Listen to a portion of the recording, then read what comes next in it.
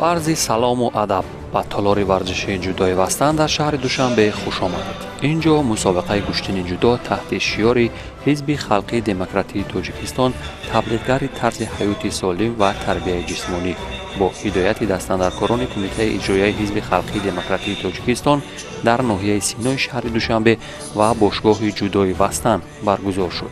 حزب خلقی دموکراتی تاجیکستان با خاطر جشنواره خودشان این مسابقه تشکیل کردن دستگیر نهاد نسبت جوان است که با ورزش دقت بدن جوانان حرکت میکنند که در نوبت خود در همین نموده ورزش عمل کنند. فایده‌آور است که ورزشگران ما اینجا خود را میسنجند و تیاری خود را میبینند که چه خیلی هستند و بیرون از تاجیکستان رفته پرچم تاجیکستان رو میبردارند.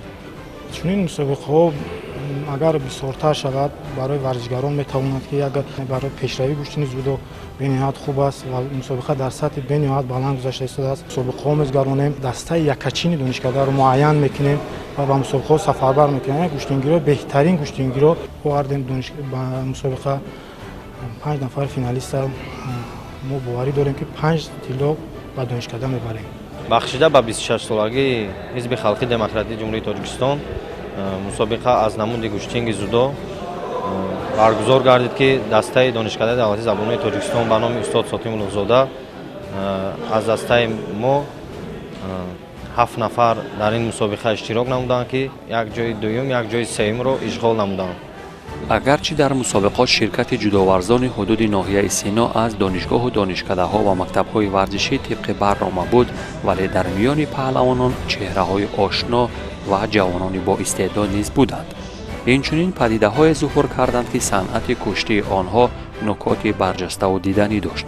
در این برنامه ویژه هنر جودو در 6 وزن رقابت‌ها درخش 6 پهلوان را خواهیم دید که ضمن مسابقات فن‌های جالب جودو را برای حریفان کشیدند.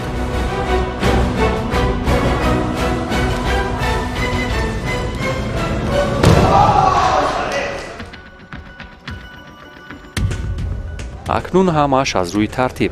در دسته وزن 60 کیلوگرم خوش‌طالعی نصیب سرور عبدالشکورов گشت.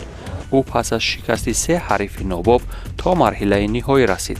قبلتر از فینال با حریف نیرومند و در حال ظهور محیدین اسدالله‌اف دست و پنجه نرم کرد. نکات جالب مرحله نیمه نهایی را با هم ببینیم.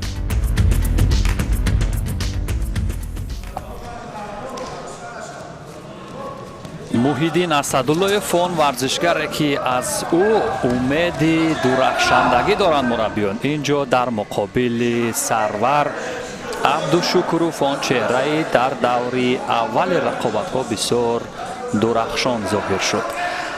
ولی ببینیم در ادامه رقابت‌ها چی خواهد شد. آیا میتواند این دست پرور عزت خداییف در برابر سرور عبدالشکورov غالبیت به دست بیارد و تا به مرحله فینالی برسد؟ به هر حال سروری که از نکات یا همان فنون نازکی جودو به خوبی برخوردار است و در دور اول رقابت‌ها هم دیدیم که بسیار خوش از همان اصول‌های پرتابی سراپا و همان تاچ وضع بسیار خوب استفاده می‌کند. این بار ببینیم اکنون تا کدام حد در مقابل یک حریف ناباب می‌تواند که از روش‌های پرتابی استفاده کند.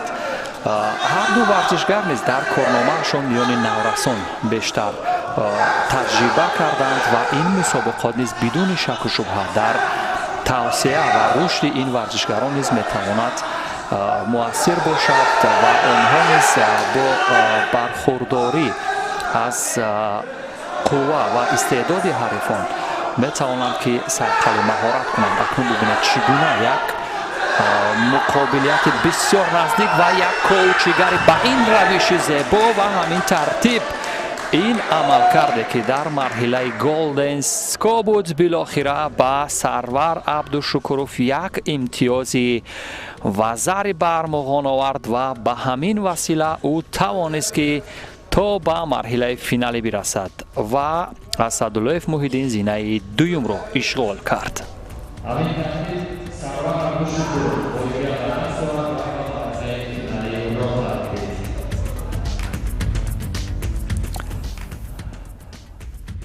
و اکنون دوستان عزیز فینال رو میبینیم، جایی که سرور عبدالشکروف در مقابل خوشوقت باز یک تن از پدیده های نورسته در قطار ورزشگران دسته وزنی تا 60 کیلوگرم هنرنمایی میکند.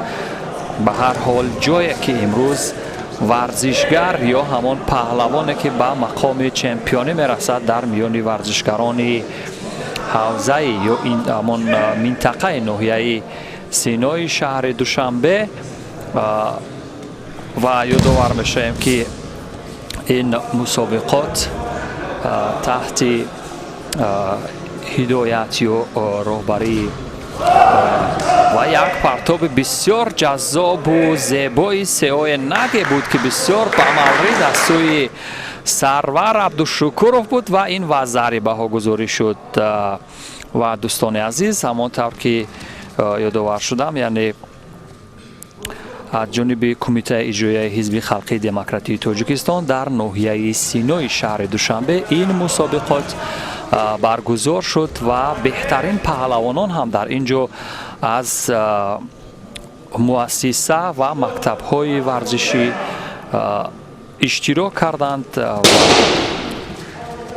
همانطور که در آغاز هم گفتیم، بهترین پهلوانان هم از دانشکده تربیت جسمانی تاجیکستان، دانشکده آموزگاری و اینچنین مکتب تمایل ورزشی از مؤسسه جمهوری تیاری المپی دسته های منتخب دو دسته اشتراک کرد و همون ورزشگرانی که من هنر و استعدادشان واقعا شایسته تحسین و آفرین ها است، آنها در مکتب های ویژه کشتین جودو در حدود شهر دوشنبه تمرین گرفتند. دوستان عزیز، از همین رو ما درخشندگی آنها رو بر اعلا احساس میکنیم. با یک وزری و یک کارد زرد جزایی که حریفش دارد، اینجا رو با یعنی طلوع دارد، پیش صف است.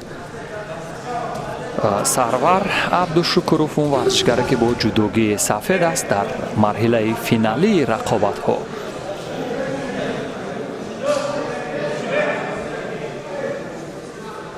و بار دیگر موقعیت به سمت چپ از سیاه نگ میل استفاده کردن داشت، ولی چون حریف میخواست تعادل او را برهم زند و او سمت مقابل را هم اختیار کرد تا حریف به سمت یعنی پوشناکی بیفته و یک پرتاب زیبای دیگر سیاه نگ، پرتاب از بالای شانه، اگرچه وزر عوضت ایپان بود، ولی اینجا دوستان عزیز در لحظه آخر نیز یک ایپانی جذاب و دیدنی را هم با هم مشاهده کردیم و به همین ترتیب سرور عبدالشکروف توانست که به مقام اول برسد. همین طور سرور عبدالشکروف مدال طلای خود را از دستان محیب الله زبیدالله زاده، اعضای کمیته مرکزی حزب خلقی دموکراتی تاجیکستان دریافت کرد. خوشوقت دوم شد و دو جای سوم نصیب محیدین اسداللهیف و امینجان تشریفوف گردید.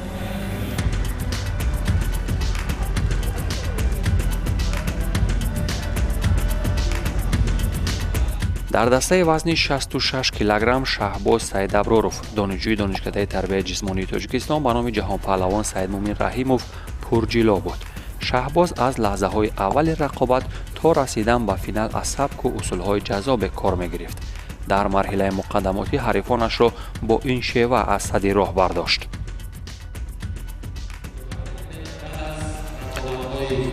و این هم دور دوم رقابت ها است دوستان عزیز، جایی که برای شهباز شانس می‌دهد باز یک قدم دیگر برای مرحله فینالی رسیدن بگذارد. شهباز سید ابراروف، دانشجوی دانشکده تربیت جسمانی تاجیکستان، یک پرتابی تامای نگ فندی خواب را بسیار به مورد استفاده کرد و این وزری بود. در همان لحظه های اول رقابت و فیروز ملک بوی زاده باشد، اون که در مکتب ورزشی ذخیره های المپی رقم 6 تمرین میکند، رو به تنزل دارد در این رقابت. ببینید راه گریز از فشار یا کمیکات حریف و اون نیز از همون فند خوبی توموی نگ محل استفاده کردن داشت، موفق نشد و باز در نوازه یا همون بخشی کار در زمین محل استفاده کردن اصول ها رو دارند ورزشکاران، ولی تا کجا موفق میشن این رو وقت نشان خواهد داد.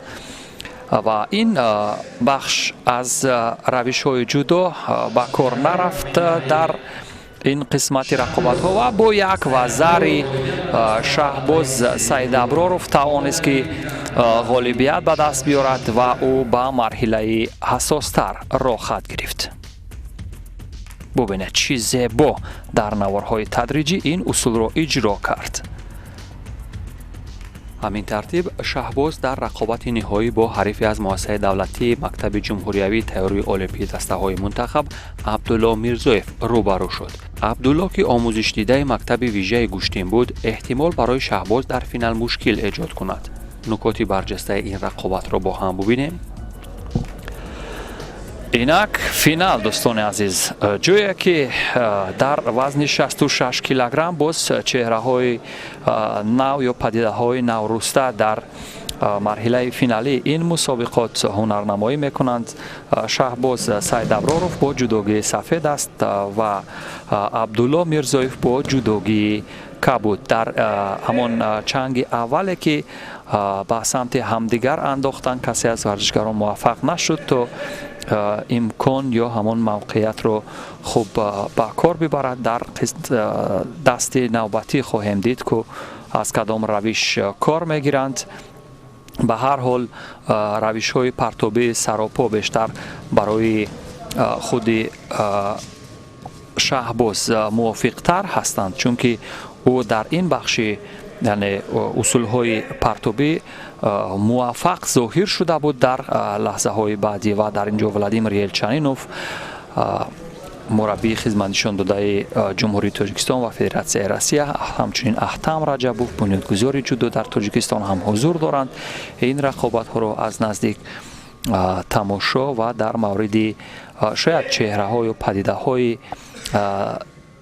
آینده دار تاجیک یعنی توانند که کسی از آنها را یعنی در مد نظر بگیرند و در همین مسابقات بود که با ولادیمیر یلچنینوف چند یعنی در مورد چند مسئله صحبت کردیم و او گفت که واقعا در میان این نورسان بودند ورزشکارانی که از لحاظ فنی یا تکنیکی خیلی رشد کرده و هم از لحاظ فیزیکی که میتوان از آنها در صورت توجه بیشتر ظاهر کردن از آنها نیز میتوان یعنی آینده اشتراکچی مسابقات و ببینید چگونه یک پرتاب کمری کاش وضع استفاده شد از سوی شهباز و به همین ترتیب اگرچه حریف به پهلو افتید ولی امتیاز نداد به شهباز و به همین ترتیب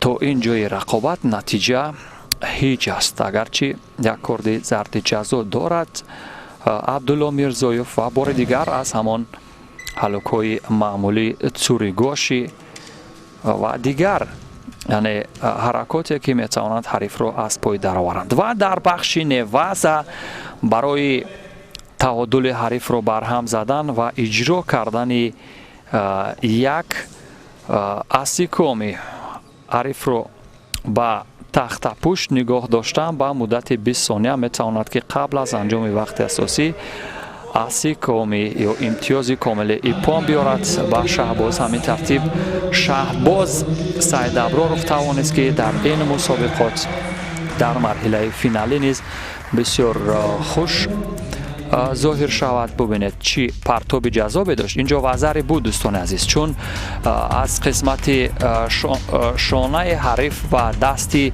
حریف به سمت شهباز کشیده شده بود. از همین جهت بود که با او امتیازی وزری دادند. همین ترتیب شهباز سید ابرارov موقع اول رو گرفت. مدال طلا را عزیز خوجا عزیزوف رئیس کمیته اجرایی حزب خلقی دموکراتیک تاجیکستان در ناحیه فردوسی شهر دوشنبه به گردن او آویخت. عبدالله میرزویف دوم شد و دو جای سوم را ملک بویزاده فیروز و ستارزاده اسماعیل با هم دیدند.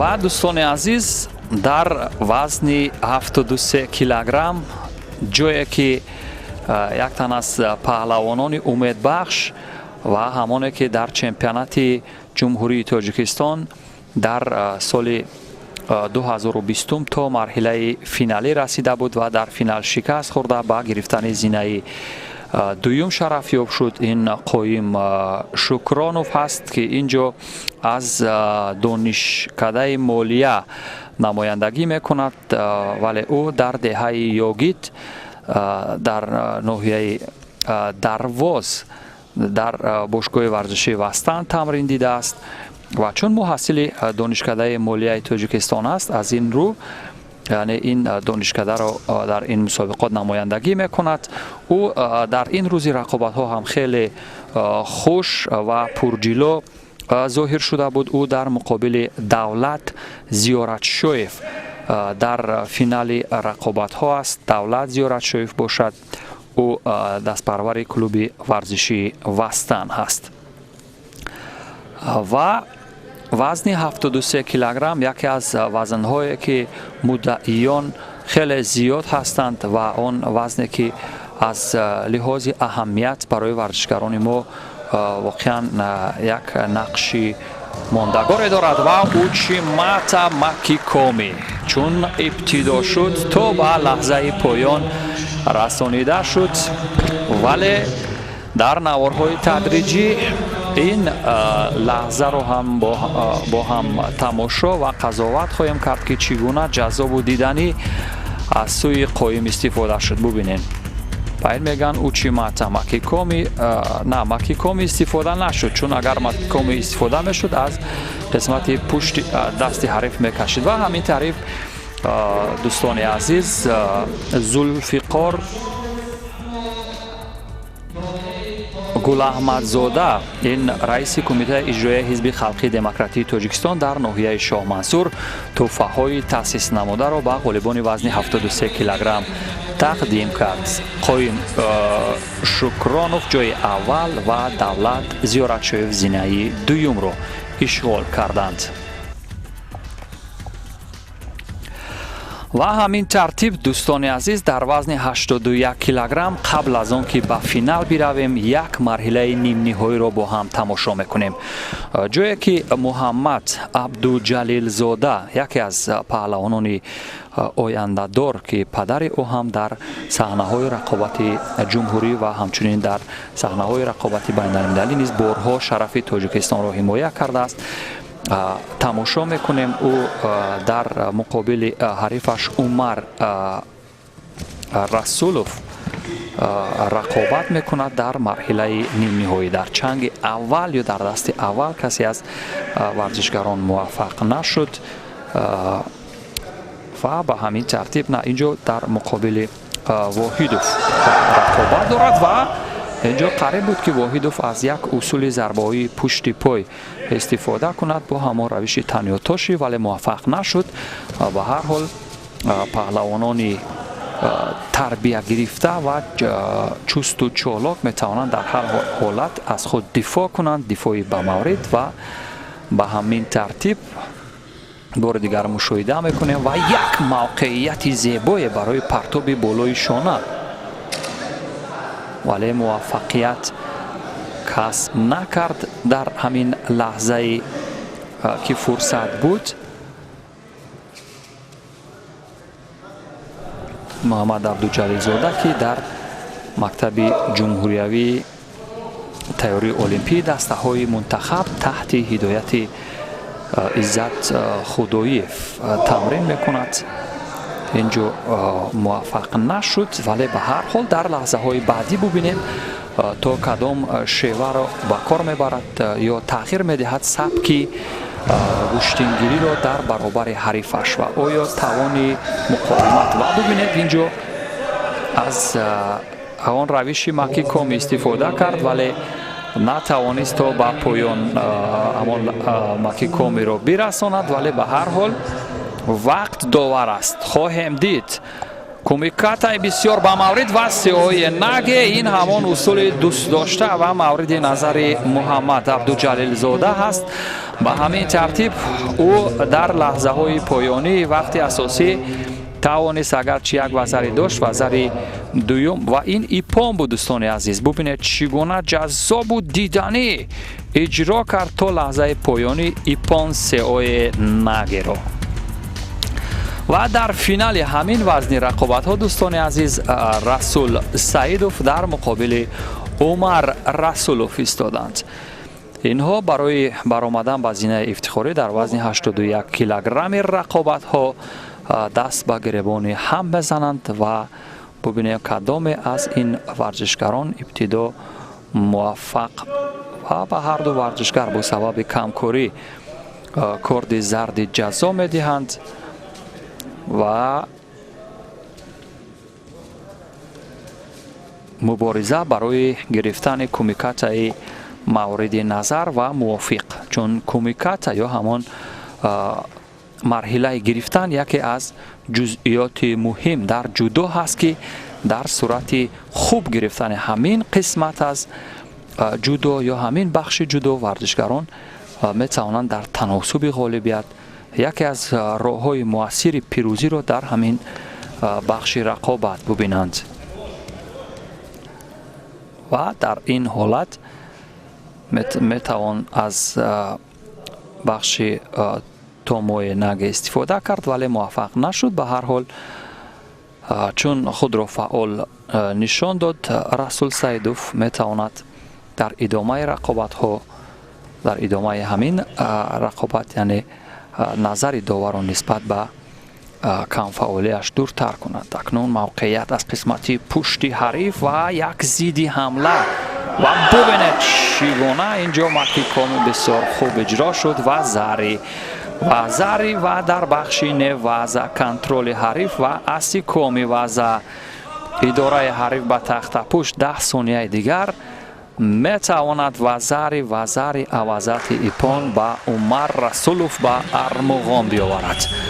ҳамин тартиб Умар Расулов боз як донишҷӯи донишкадаи тарбияи ҷисмонии Тоҷикистон ба номи ҷаҳонпаҳлавон Саидмумин Раҳимов тавонист ки дар як мусобиқаи дохилӣ ё мусобиқаи дохили кишварӣ ғолибият ба даст биёрад ва ба гирифтани зинаи аввали ифтихорӣ шарафёб шавад. ва Нуралӣ Шарифов, директори генерали клуби варзишии Вастан, тӯҳфаҳои таъсиснамудаи кумитаи иҷроияи ҳизби халқии демократии Тоҷикистон дар ноҳияи Синоро ба ғолибони вазни 81 килограмм тақдим кард. вазни 90 килограмми рақобатҳо ҷое ки ин чеҳраи ошно Ҳақназар Назаров, боз як донишҷӯи дигари донишкадаи тарбияи ҷисмонии Тоҷикистон, дар муқобили ҳарифаш Раҳматулло Мирзоев барои нишони тилло талош мекунад. Ҳақназар Назаров имрӯз дар бахши фануни партобӣ бисёр ҷаззоб ва усулҳои диданиеро ба намоиш гузошт ва бубинем ин бор дар қатори боз як ҳарифи арзандатар аз кадом равиш ва фанун истифода мекунад ва бубинед чӣ гуна аз усули ҳариф бар муқобили худи истифода кард. ин ҳолат яке аз бахшҳое ҳаст ки дар гранд-слами Дюсселдорфи Олмон дар соли 2020 буд ки яке аз варзишгарони шикастнопазири дунё ҳамон Теди Рейнер аз когорои ҷопонӣ ба ҳамин равиш шикаст хӯрда буд. яъне вақте майли иҷро кардани ҳамон ҳалуки байн ё учиматаро дорад ҳариф ва майл мекунад то пояшро ба самти дохили пойҳо дароз кунад ва ӯ пои яъне ба нишон мегирифта ҳарифро якам самташро дигар мекунад ва ба ҳамин тартиб таодули варзишгаре ки таҳти иҷрои усул қарор дорад дур мешавад ва ба ҳамин тартиб ӯ бо ҳамон усули худаш метавонад ки аз пой дарафтад ва имтиёз ҳадя кунад ба ҳарифаш, ҳамон гуна ки инҷо ҳақ назар кард. Вале рақобат идома дорад, ҳанӯз наметавон гуфт ки ин қувозмои пурра бар суди ҳарифи ҳақ назар ба поён мерасад бо як вазаре ва инҷо майли иҷрои як учиматаро кард, боз як усули ҳалук аз байн, вале натавонист ҳақ назар то охир бирасонад. Ба ҳар ҳол то анҷоми вақти асосӣ як дақиқаи дигар боқӣ мондааст. бубинем боз аз коучигари бо пои чап ва вазари натиҷаҳо баробар мешавад бо ду имтиёзи вазаре ки дар ин рақобат ҳаст. Дар финал ҳарду як имтиёзи вазаре доранд ва натиҷа баробар аст. ва сонияҳои поёнии вақти асосӣ аст. дӯстони азиз, ҳақ назар Назаров он варзишгаре ки дар чемпионати имсолаи ҷумҳурии Тоҷикистон низ бисёр хуб ҳунарнамоӣ карда буд, дар форми идеалӣ қарор дорад ва як ин аст акнун Учимата Макикоми то лаҳзаҳои поёнӣ ҳаминро иҷро кард ва ғолибият насибаш гардид.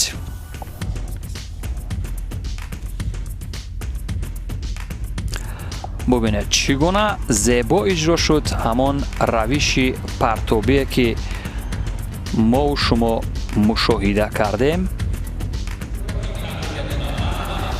ва Мирзозода Иброҳим, ин раиси кумитаи иҷроияи ҳизби халқии демократии Тоҷикистон дар шаҳри Душанбе тӯҳфаҳои таъсис намударо ба варзишгарони ғолиб тақдим кард. Ахмед Раҳматов ва Суҳайл Ахмедов ду ҷои сеюмро бо ҳам диданд. Ҳақ назар Назаров унвони чемпиониро ба даст овард дар ин мусобиқот ва Раҳматулло Мирзоев ба гирифтани зинаи дуюм шарафёб шуд. ва дӯстони азиз, инак он рақобате ки дар барномаи имрӯзаи мо яъне нукта хоҳад гузошт, ҳамин дар миёни варзишгарони вазнашон то 100 килограмм хоҳад буд. ҷое ки Бобохонов Бахтовар аз мактаби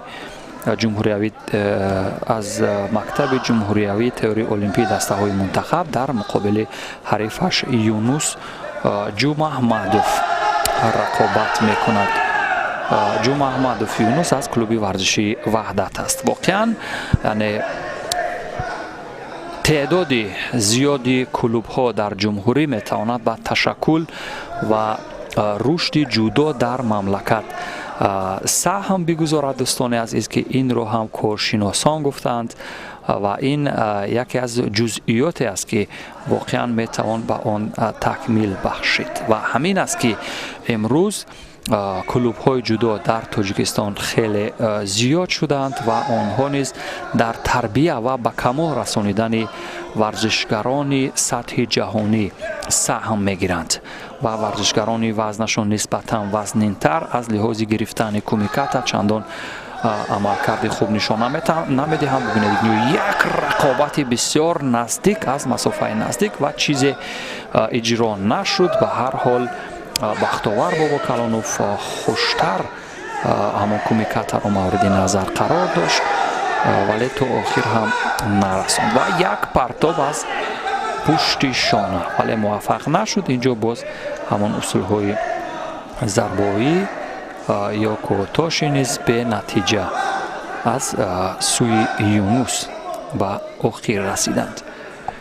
ва ҳамин тартиб дӯстони азиз, ин рақобатҳое ки аз ин мусобиқот гулчин шуданд аз марҳилаи финалӣ ва муқаддамотӣ, ҷое ки варзишгароне ки аз минтақа ва бубинед инҷо боз ҳамон як ҳаракате ки аз пеши пои ҳариф тавонист бо пои росташ ва баъдан ӯро то лаҳзаҳои охир контрол кунад. бубинед дӯстон, бо пои чап иҷро кард ҳамин равишро ва то охир бурд. ҳамин тартиб дӯстони азизу арҷманд, ин варзишгарони хуштолаи вазни то 100 килограмм ба зинаи ифтихорӣ баромаданд ва ба ҳамин тартиб муовини رئیس حزب خلقی دموکراتی تاجیکستان به غالبان تحفه‌های تأسیس نموده را تقدیم می‌کند. یادآور می‌شویم که رستم خاجیف و همچنین حسین فرزیشاه دو جای سوم را با هم دیدن، یونس جمع‌احمدوف جای دوم و بختاور باباخانوف از مکتب جمهوریوی تئوری المپی دسته‌های منتخب به زینه اول برآمد. این هم باز یک دست پرور دیگر عزت خدایف که در این مسابقات بسیار درخشان ظاهر شد و به همین ترتیب دوستان عزیز و ارجمند این بود گلچین از بهترین پرتاب.